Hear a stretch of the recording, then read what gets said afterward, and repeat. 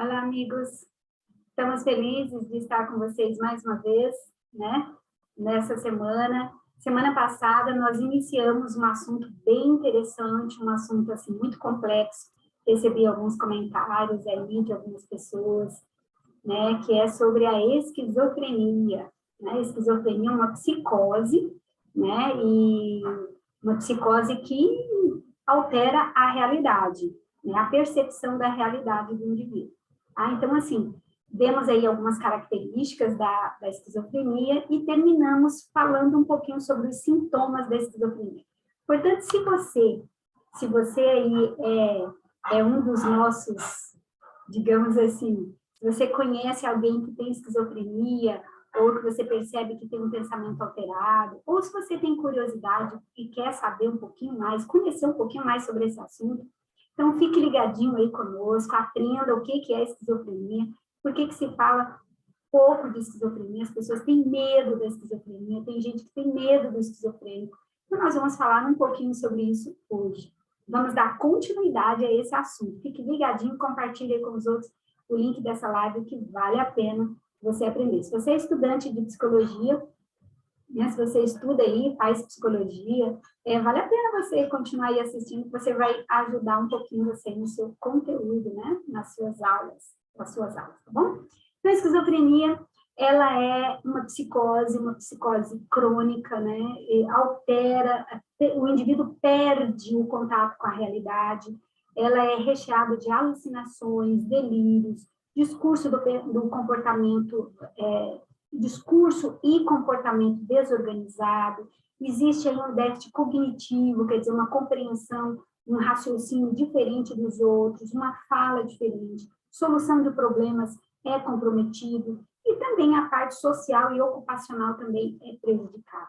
Nós vimos aí que 1% da população tem esquizofrenia, né, como entre homens e mulheres, surge na final da adolescência e início da vida adulta.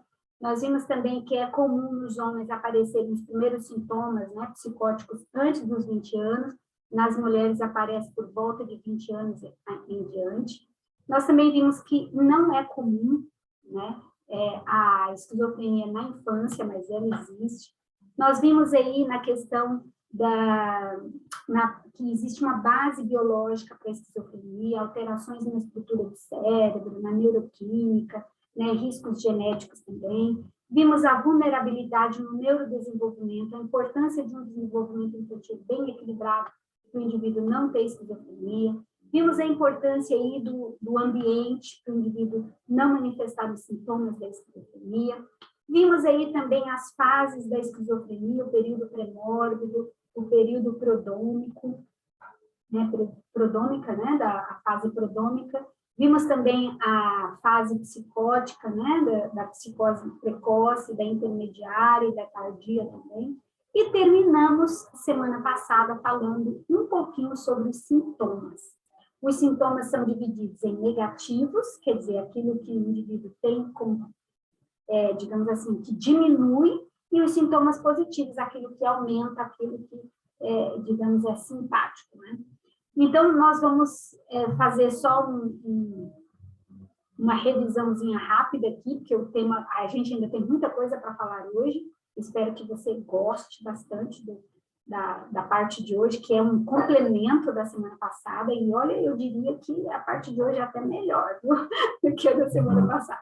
Então, os sintomas: embotamento afetivo, então o indivíduo muda o jeito dele se relacionar com os outros, né? A fala dele fica diferente, né? O indivíduo também tem uma apatia, ele fica mais lento, ele diminui o desejo dele, a atenção diminui. Agora, nos sintomas positivos, ele tem alucinações auditivas, visuais, táteis, né?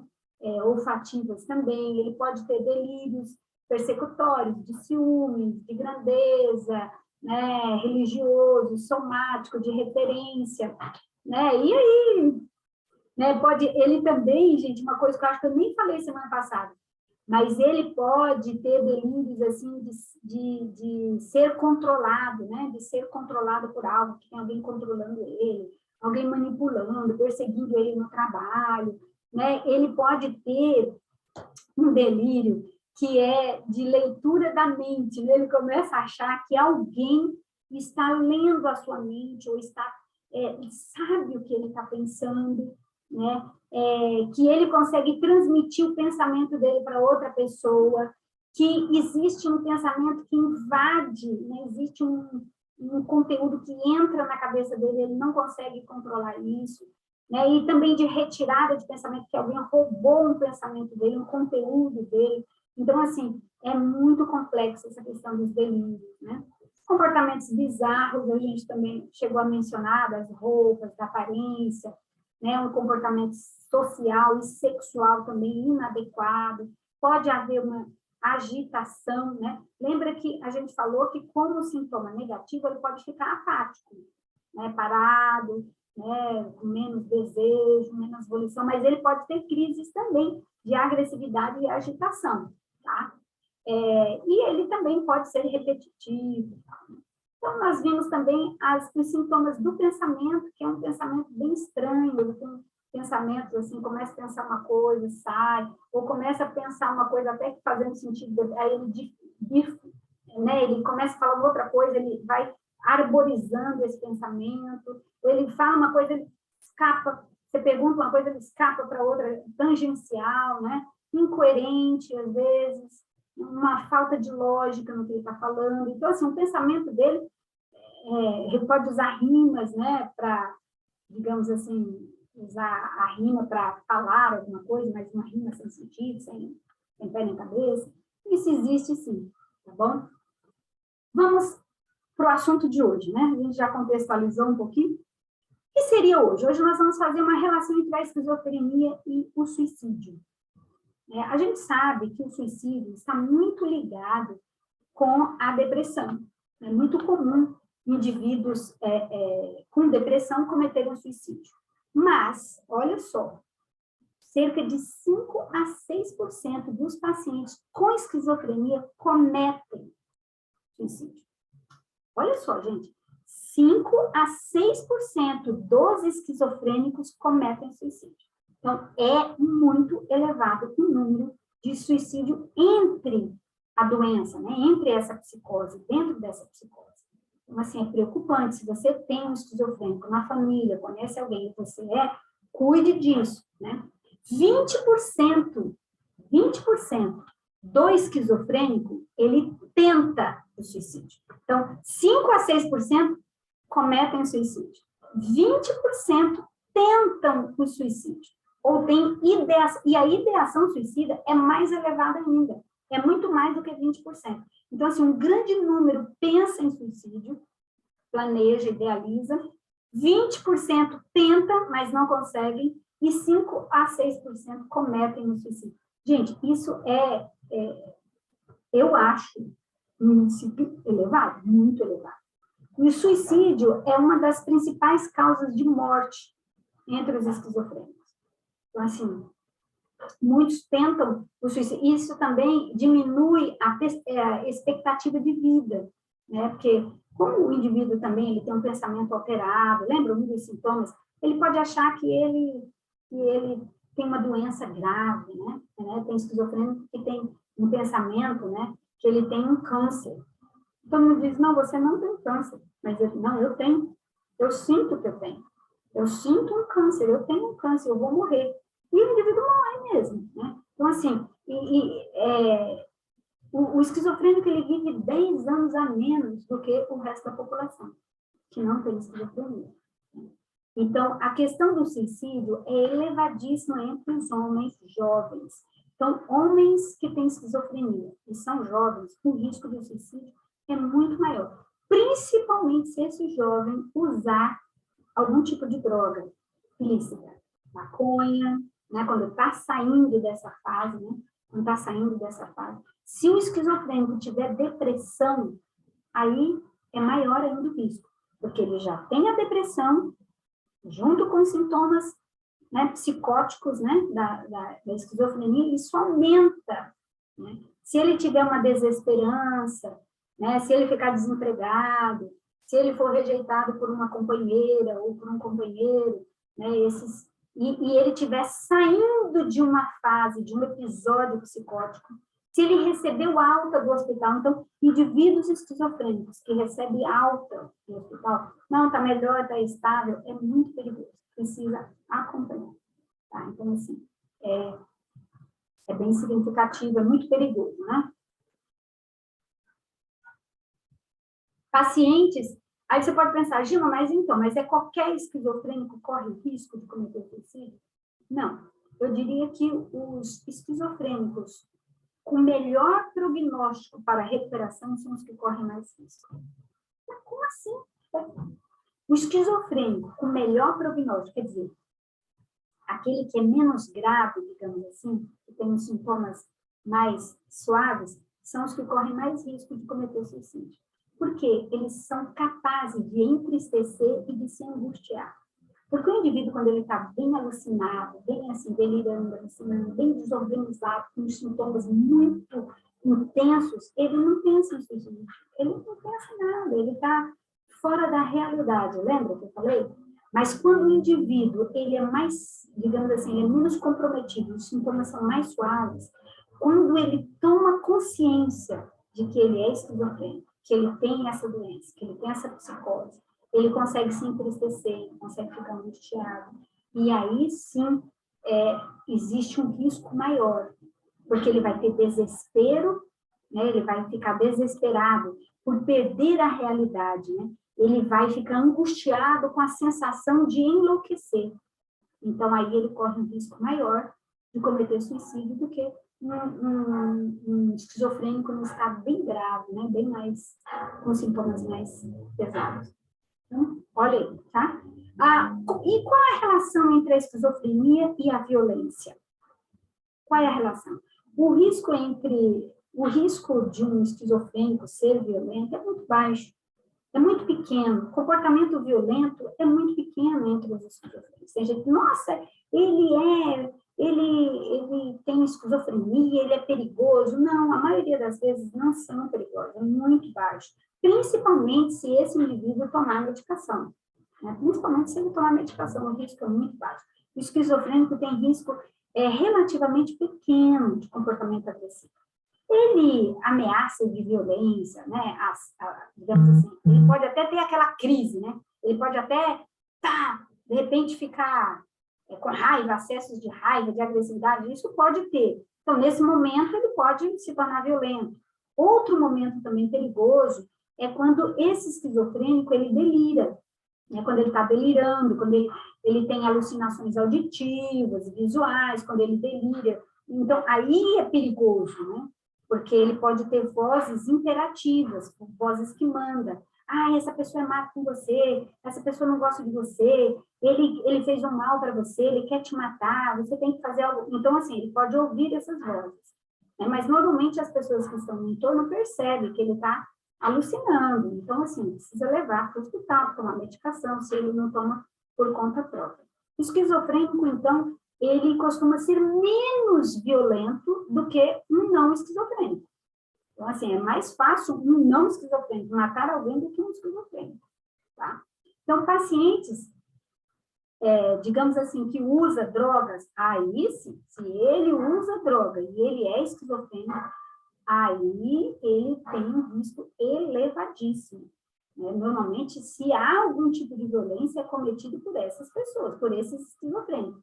Esse esquizofrênico que usa drogas, esse esquizofrênico que tem delírios persecutórios, que alguém está perseguindo ele, querendo matar ele, então ele revida, que tem alucinações de comando, de ordem, né? Manda, você tem que fazer, então aí eles ficam muito perturbados, e pacientes que não tomam medicação, pacientes que não tomam, pacientes que usam droga, pacientes que têm delírios persecutórios, pacientes que têm alucinações de comando e pacientes que não tomam medicação, psicotrópicos regulares, aí esses sim podem se tornar perigosos e violentos. Né? Muito raramente um paciente esquizofrênico mata um parceiro, ou uma mãe, um pai, né? Muito raramente. Mas pode acontecer, lógico, qualquer um pode. Qualquer pessoa pode cometer um suicídio. Então, o esquizofrênico também pode, mas o risco é menor. Normalmente, eles ficam mais embotados, mais com menos energia, menos vigor, é comum. Então, dificilmente eles cometem, matam. Quanto mais cedo o diagnóstico for feito, melhor é o resultado. Então, aqui eu gostaria de falar um pouquinho, porque é comum as pessoas, não, isso não é nada, deixa para lá, isso é uma bobeira. Não, gente, quanto mais cedo o diagnóstico for feito da esquizofrenia, melhor é o resultado. Quer dizer, mais possibilidade desse indivíduo ser tratado, tomar a medicação correta, melhor a chance dele ter esses sintomas controlados. Então, não existe nenhum teste para detectar a esquizofrenia. Tá? Faz o exame de sangue e descobre se ele é esquizofrênico. Não. A avaliação ela é abrangente. Como que a gente avalia se um indivíduo é esquizofrênico ou não? Normalmente, pelo menos as avaliações que eu já fiz, quando eu fiz, o que eu vi? Eu chamo familiar, além de ouvir a pessoa, claro, você percebe no discurso dela, no comportamento, no olhar, uma série, os sintomas dela são claros, mas assim, para você fechar o diagnóstico, não basta só o seu olhar clínico, Você tem que olhar, perceber, e além disso, você tem que conversar com quem convive com ela, porque essas pessoas que convivem é que vão dizer, olha, é muito estranho, é estranho isso, é estranho aquilo. Então, professores, colegas de trabalho, amigos e principalmente familiares que convivem diariamente com essa pessoa. Então, o diagnóstico da esquizofrenia, ele precisa ter, por exemplo, o indivíduo tem que ter alucinações e delírios, fala desorganizada, comportamento desorganizado e sintomas negativos com pelo menos 6 meses. O indivíduo tem que ter esses sintomas aí pelo menos durante 6 meses, num período de 6 meses. E tem que ter pelo menos 3. Delírio, alucinação, fala desorganizada, comportamento desorganizado, comportamento sexual desorganizado, e com delírio também. Então, tem que ter pelo menos 3 desse grupo de sintomas. Pelo menos 3 durante 6 meses. E não se fecha o diagnóstico logo, Por quê? Porque o indivíduo tem que ter essas fases psicóticas pelo menos aí 2 vezes, 2, 3 vezes para a gente poder fechar o diagnóstico. É uma doença muito grave, é uma psicose grave. Então, a gente não pode dizer assim, você tem esquizofrenia. Não, tem que avaliar bem, com muito cuidado. A gente, normalmente é 1 ano, o indivíduo teve os sintomas várias vezes, Então, assim, todo mundo percebe, a família, os amigos, os colegas de trabalho, os colegas de faculdade, de estudo. Então, aí sim, você vai fechar o diagnóstico. Não se fecha o diagnóstico só do psicólogo, O psicólogo, ele faz o levantamento das hipóteses, manda para o psiquiatra, e o psiquiatra fecha o diagnóstico junto com o psicólogo, e os dois trabalham juntos, para o alívio, dos sintomas. Diagnóstico diferencial. É importante saber a diferença, porque existem sintomas na esquizofrenia que se parecem com outras doenças, Então, muito parecido. Como a gente vai saber a diferença? Importante, descartar o uso de drogas. Se o indivíduo usa droga, aí é outra coisa. A droga, ela muda totalmente. As drogas ilícitas, elas mudam completamente o funcionamento do indivíduo. O indivíduo com uso de substância, de droga, por exemplo, cocaína, ele parece um esquizofrênico, mas às vezes não é. Então, é importante descartar o uso de droga, descartar também o uso de medicamentos que alteram o comportamento total do indivíduo. Então, existe algumas medicações muito, digamos assim, agressiva, muito violenta, e que muda o funcionamento do indivíduo enquanto ele está sobre o efeito daquela substância, daquela droga medicada pelo médico. Então, assim, é importante descartar também isso. Outra coisa, transtorno psicótico breve. O indivíduo pode ter um transtorno psicótico breve e não ser esquizofrênico. O indivíduo pode ser delirante e não ser esquizofrênico. O indivíduo pode ser esquizoafetivo também. Ele pode ter uma personalidade esquizotípica. Ele pode ter um transtorno esquizofrênico-forme também. Ele pode ter um transtorno de humor psicótico. Então, um indivíduo, por exemplo, com uma depressão grave, ele pode ter sintomas psicóticos, sim, ele pode ter até delírios e até alucinações. Uma esquizofrenia grave pode ter sintomas psicóticos, sim. E o indivíduo não é esquizofrênico, Mas um esquizofrênico pode ter uma depressão com sintomas psicóticos também. E aí, o negócio fica feio. Então, é importante aí fazer esse diagnóstico diferenciado. O prognóstico da esquizofrenia, vale a pena a gente ressaltar alguns pontos aqui. Então, assim, é importante, os estudos mostram que quanto antes o tratamento for iniciado, melhora o resultado. Já falei, volto a repetir, né? Então, durante os 5 primeiros anos da esquizofrenia, o indivíduo ele pode ter um prejuízo social no trabalho, há um declínio, né, de produtividade, né, do autocuidado. Então, esse é um prognóstico. Então, nos 5 primeiros anos, o indivíduo, digamos assim, ele era uma pessoa super bem relacionada, ia muito bem na faculdade, tinha um bom emprego, tinha uma namorada, ou era casado, e aí ele vai, nos 5 primeiros anos, ele tem uma perda. É o que aquele meu professor, Luiz Carlos Gato, com muito carinho, ele dizia, há uma perda significativa, né? Uma perda, então, o indivíduo perde. Sintomas negativos também, o indivíduo, digamos assim, ele tem os sintomas negativos, aumenta, depois dá um platô, né? Estabiliza nos sintomas, né? Ele continua tendo aqueles sintomas que parece que não diminui, mas também não aumenta, né? As mulheres, né, aí dentro do prognóstico, né, da esquizofrenia para mulheres, ela costuma diminuir com a idade. Então, é comum mulheres, assim, lá no período da menopausa, próximo ali à menopausa, nesse período aí as mulheres diminuem, por questões hormonais mesmo, ela pode diminuir os sintomas da esquizofrenia. Continua tendo, mas diminui um pouco, né? Isso é bom, né, meninas? Pelo menos aí a esperança pra gente, que a gente é tão suscetível às doenças mentais, mas a esquizofrenia, ela, nos homens, ela é mais grave do que nas mulheres. Então, meninos, se cuidem, né?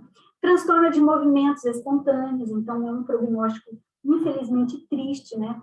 Mesmo quando o indivíduo para de tomar medicação, alguns pacientes continuam tendo movimentos espontâneos, né? Alguns tiques, alguns movimentos nos braços, na mão, na cabeça, né? Nas pernas. Então, isso é muito comum também, né? Então, infelizmente, isso é um prognóstico a longo prazo, pode piorar. Eu quero dizer para vocês, olha só, o prognóstico da esquizofrenia, como ela é uma psicose crônica, 1/3 dos pacientes tem uma melhora significativa e duradoura. 1/3. Então, de 100 pacientes, 33 têm uma melhora muito boa. O outro 1/3 tem uma melhora relativa, né? Mas fica com prejuízos assim, residuais, né? Incapacitantes, no relacionamento, na comunicação, no pensamento, né? No afeto. Mas, infelizmente, o outro 1/3 fica com graves, né, incapacidades, né? O indivíduo fica comprometido de forma grave.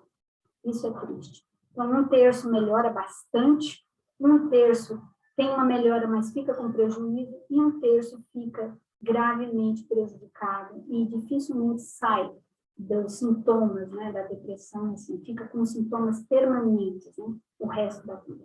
Então, por isso, a importância de tratar esses indivíduos cedo, tratar logo, para ele ser medicado logo, para ele, digamos assim, aprender a conviver com esses sintomas ao longo da vida. A esquizofrenia, ela pode ocorrer com outros transtornos mentais, a gente chama de comorbidades. Muito comum.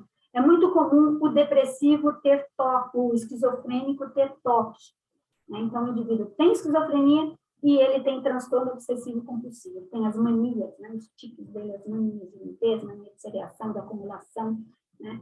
É muito comum também o esquizofrênico ter transtorno de personalidade borderline, né? É muito comum também o esquizofrênico ter depressão. 80% dos esquizofrênicos vão ter depressão em algum momento. Olha que coisa triste. Por quê? Porque 80%, gente, é quase todo mundo. Porque quase todo esquizofrênico vai ter depressão também, além da esquizofrenia. Porque quando ele tem o contato com a realidade, quando ele está alucinando, delirando, não, mas quando ele volta, quando ele tem uma melhora, quando ele sai do hospital, quando ele é medicado, quando ele está estável, aí ele tem contato com a realidade, aí ele percebe que os sintomas dele são sintomas muito desorganizados, que prejudica todo mundo, que ele se prejudica, que ele tem, assim, um sofrimento, que ele causa um sofrimento no ambiente, que ele é diferente dos outros, que ele passa pela vida, ele não curte a vida, entende? Então, isso dá uma sensação de vazio, de desesperança muito grande e pode desenvolver, 80% desenvolve depressão maior, isso é uma depressão mesmo, tá? Fatores associados a um bom prognóstico incluem algumas coisas. Então, o que um bom prognóstico de uma esquizofrenia pode ser o quê? Por exemplo, indivíduo que descobre a esquizofrenia, não que descobre, mas que manifesta os sintomas da esquizofrenia muito tarde. Então, assim, indivíduo que dá os primeiros sinais de esquizofrenia com 35, 40, 45 anos, que já não é tão comum. Então, o comum é na juventude. Então, quando aparece isso muito tarde, isso é um bom prognóstico para o indivíduo. Indivíduos que na história familiar não tem ninguém, nenhum esquizofrênico. Então, um indivíduo que, quando você vai estudar a família dele, não tem ninguém, nenhum, nem de primeiro grau, nem de segundo grau, nem de terceiro grau, quer dizer, nem pais, nem avós, nem bisavós, não tem nenhum esquizofrênico. Então, é um prognóstico bom, né? Pode ser bom. Histórico familiar sem transtorno de humor, né? Então, assim, ou indivíduos que na família têm depressão e não têm esquizofrenia, então é melhor, então um prognóstico melhor. Prejuízo cognitivo mínimo, então o indivíduo tem um prejuízo baixo cognitivo, né? Então ele, digamos assim, um indivíduo que é muito, ele conserva a inteligência dele, o raciocínio cognitivo bom, digamos assim, um indivíduo que estudou, foi para a faculdade, ele continua alimentando a mente dele com novos conhecimentos, então isso é um prognóstico bom, porque ele vai ter mais facilidade para sair dos sintomas da esquizofrenia. Poucos sintomas negativos, então ele tem sintomas positivos e menos os sintomas negativos, né? Que eu já expliquei para vocês no início da live e na live da semana passada. Menos duração da psicose, né? Não tratada, então começou o tratamento bem cedo da esquizofrenia. De novo, gente, o meu celular tocando no meio aqui da conversa com vocês. É incrível, né? Todo dia o pessoal começa a conversar com a gente. Espero que o pessoal entenda que eu estou ocupada, né? Mas vai dar certo, tá? Então, assim, fatores associados a prognóstico reservado. Então, assim, algumas coisas assim que vale a pena a gente ressaltar.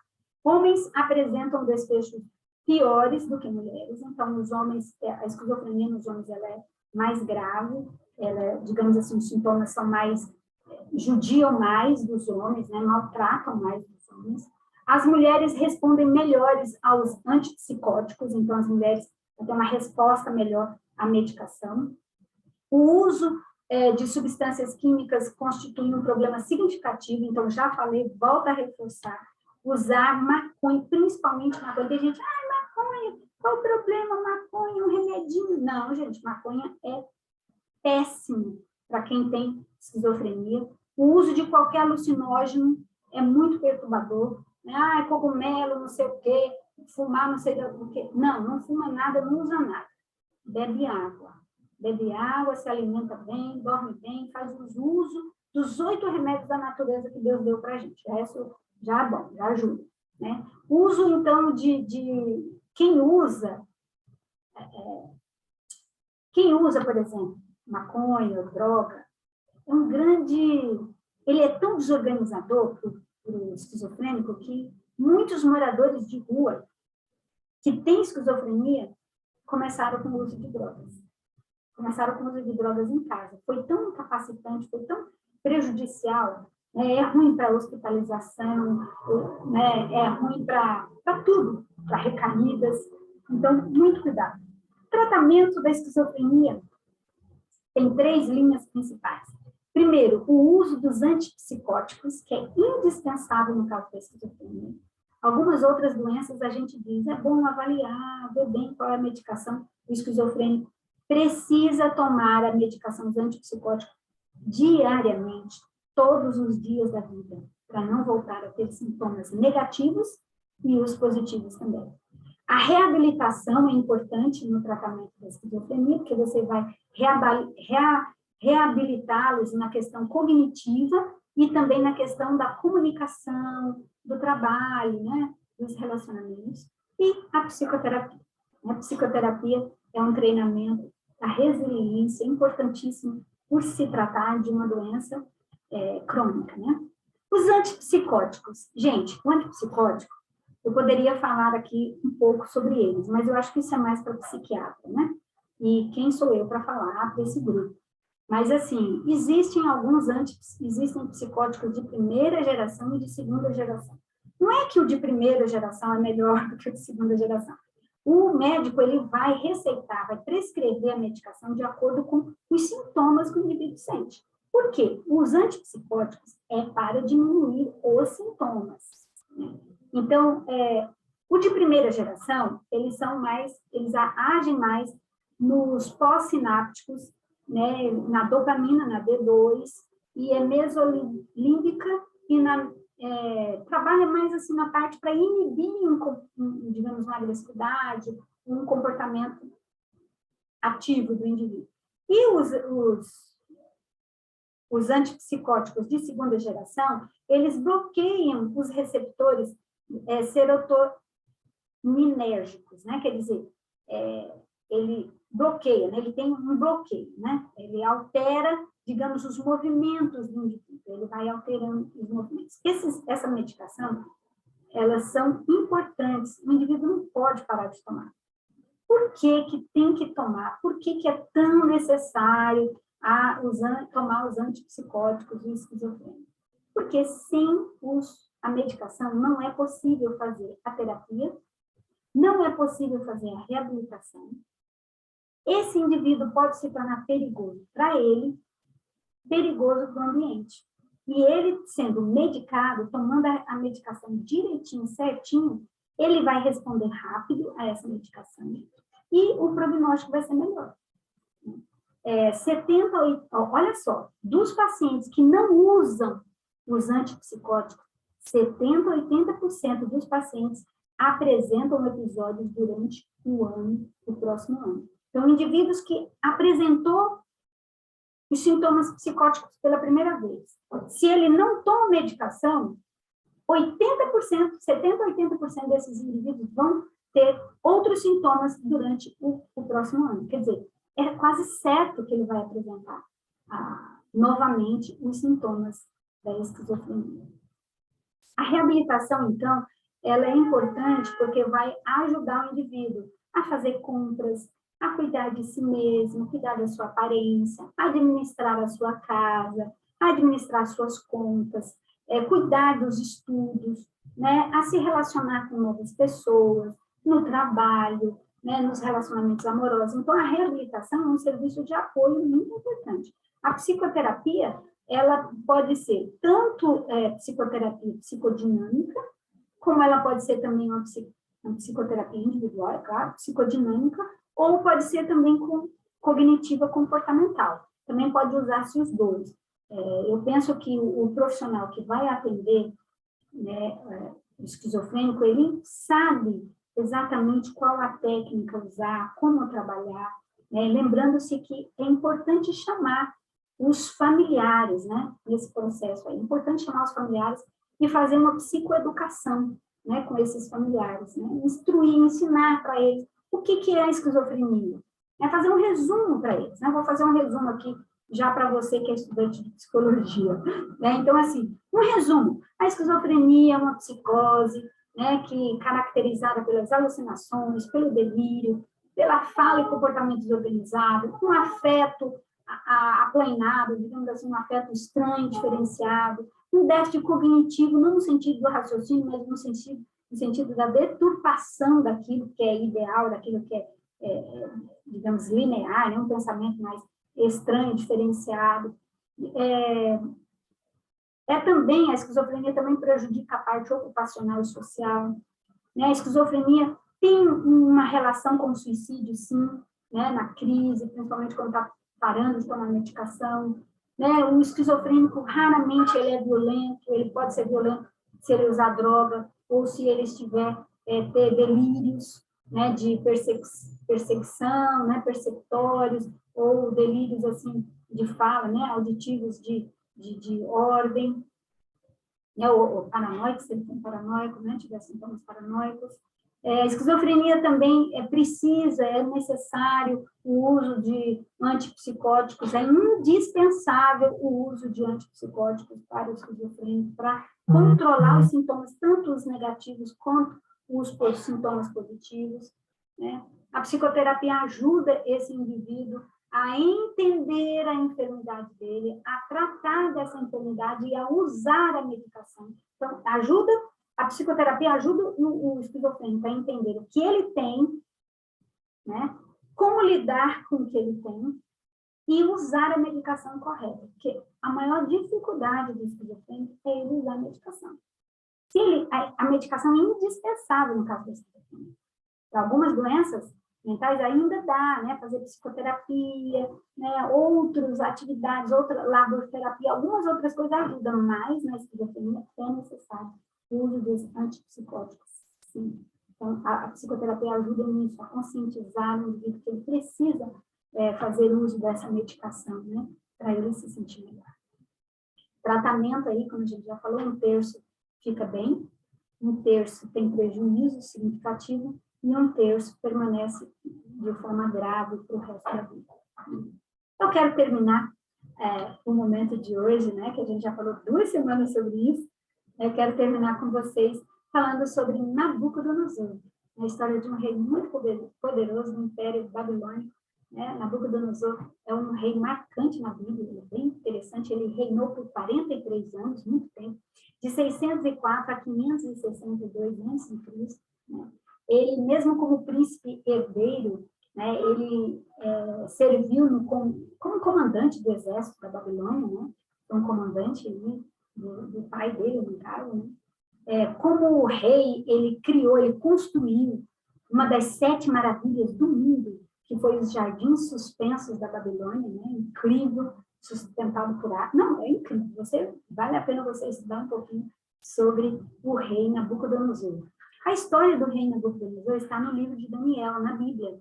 Você encontra ali no capítulo 4. Quer dizer, tem vários capítulos falando de Nabucodonosor, mas no capítulo 4 a gente encontra uma história de uma forma mais intensa. Né? Ele sonhou, ele caracterizava, né, a história de Nabucodonosor é caracterizada pelos sonhos. Né? Ele teve 2 grandes sonhos, 2 sonhos importantes. Ele sonhou com uma grande estátua, né, que a cabeça era de ouro, essa parte aqui do peito era de prata, bronze o ventre, e as pernas de ferro e os pés de barro e ferro. Então, assim, é bem interessante essa história, né, dessa estátua, desse sonho, a interpretação, vocês podem estudar. E também um outro sonho que Nabucodonosor teve, ele sonhou com uma grande árvore que era cortada, que simbolizava ele mesmo. Né? Deus castigou o rei Nabucodonosor por um período de 7 anos. Né? Ele ficou, digamos assim, louco. Como assim louco? Ele se comportou como um animal, né? Ele acreditava ser um animal. Né? A gente chama isso na literatura de lacantropia clínica. Né? A licantropia clínica, ela é uma psicose grave, onde o indivíduo tem muitos delírios e alucinações. Quer dizer, não é uma doença comum, é uma doença rara, mas eu diria que ela está dentro das psicoses. E por que não? Né? Aí serve para o que a gente está estudando essa semana, né? Daniel 4, 33 e 34 diz o seguinte: na hora de cumprir a palavra sobre Nabucodonosor, o rei foi tirado dentre os homens e comia erva como os bois, e o seu corpo foi molhado de orvalho do céu, até que lhe cresceu pelos como penas de águias, e as suas unhas como os das aves. Mas, ao fim daqueles dias, eu, Nabucodonosor, levantei os meus olhos ao céu e tornei-me a vir o entendimento. E eu bendisse o Altíssimo, e louvei e glorifiquei ao que vive para sempre, cujo domínio é o domínio sempiterno, e cujo reino é de geração em geração. Então, gente, eu achei bem interessante trazer para vocês esse texto, né?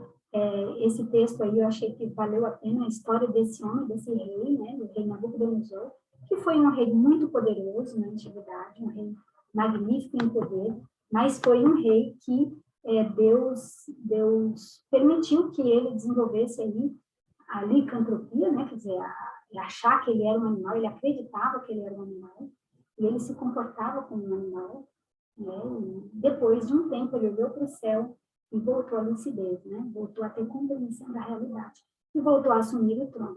Né? Então, assim, que você não seja, não tenha atitudes, né? Como o rei Nabucodonosor. Atitudes irreais, atitudes descabidas, né? Atitudes de loucura. Que Deus te abençoe, que Deus esteja com você cada dia, todo dia, até o dia da volta dele, e que Deus preserve a sua saúde mental, tá bom? Eu pretendo, talvez, uma live ao vivo aí, pelo Instagram, ou, quem sabe, gravar uma outra live, falando um pouquinho sobre os tipos da esquizofrenia. Existem vários tipos de esquizofrenia, e eu pensei da gente fazer algo ao vivo falando sobre isso, os tipos de esquizofrenia, e responder algumas dúvidas com vocês também, tá bom? Que Deus abençoe você. Feche os seus olhos e vamos orar. Paizinho querido, Paizinho de amor, muito obrigada, Senhor, pela tua bondade, pela tua misericórdia. Que o Senhor nos abençoe no dia de hoje, que o Senhor nos dê lucidez para vivermos na tua presença e honrar o teu nome e glorificar o teu nome. Que possamos aprender com Nabucodonosor, aquele homem que teve atitudes arrogantes, prepotentes, né? Que o poder subiu-lhe a cabeça, mas que ao fim ele reconheceu o Senhor como único Deus e soberano. Que também possamos reconhecer o Senhor como Deus e Senhor da nossa vida todos os dias, todo dia, até a volta de Jesus Cristo. E pedimos em nome dele. Amém. Que Deus te abençoe, que Deus esteja com você e que seus dias sejam muito felizes. Um abraço e até a próxima semana.